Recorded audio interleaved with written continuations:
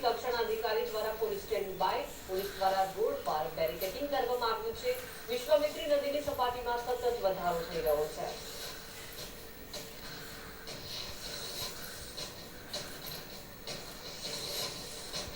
મહેસાણાના કડીમાં પણ મેઘરાજા મન મૂકીને વરસ્યા છે। ગઈકાલથી શરૂ થયેલો વરસાદ હજુ સુધી ચાલુ છે। સમગ્ર મહેસાણા જિલ્લામાં વરસાદ નોંધાયો છે। 24 કલાકમાં સૌથી વધુ કડીમાં 4 ઇંચ વરસાદ નોંધાયો। કડી શહેરમાં વરસાદના પગલે ઠેર ઠેર પાણી ભરાયા છે। કડી, જકાતનાકા, કરણનગર રોડ વિસ્તારમાં વરસાદી પાણી ભરાયા છે।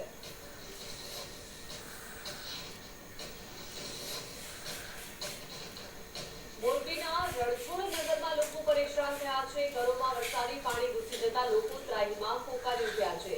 ઘર બકરી સહિતનો સામાન સાચવવો પણ મુશ્કેલ બન્યું છે।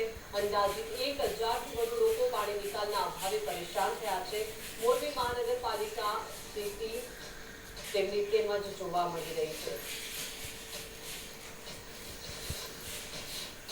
આયા સાહેબ જે નિકાલસ છે અમારે ભૂગર્ભનું પાણીનું નિકાલસ છે એ પાણીનું નિકાલસ બંધ કરી દીધેલું છે એટલે પાણા નાખીને અને અમે 8 થી 10 અરજીની દઈ કોઈ વસ્તુની સમસ્યા થતી નથી।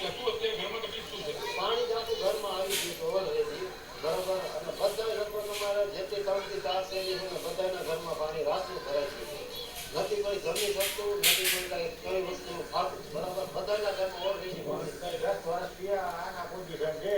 આમાં વરસાદ ચાલુ થાય અમારે આમાં કેમ રહેવું કેવી રીતના રહેવું આ પાણી ઘરમાં બાથરૂમમાં જે હતી ન સંડાસી હતી ન માણસ બે ન હોઈ શકે આમાં ખાવાનું કેમ બનાવવાનું કેમ કેવી રીતના અમારે એટલે ત્યાં 1 કલાક કાઢી જવાનું પડી જાય। આ કેટલા વર્ષોથી છે ને 15-20 વર્ષથી અમે ખાવા પીવું ત્યાં અમારે કાંઈ હે નહીં થાય છે ઉભા પર અત્યારે ખાઈ જી ગઈ અમારા ઘરમાં પાણી જોઈ જાવ આવે।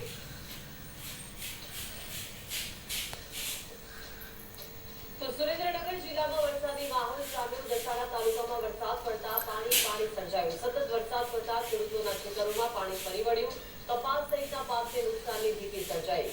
ખેડૂતોની હાલત ભારે વરસાદને કારણે કફોડી બની છે।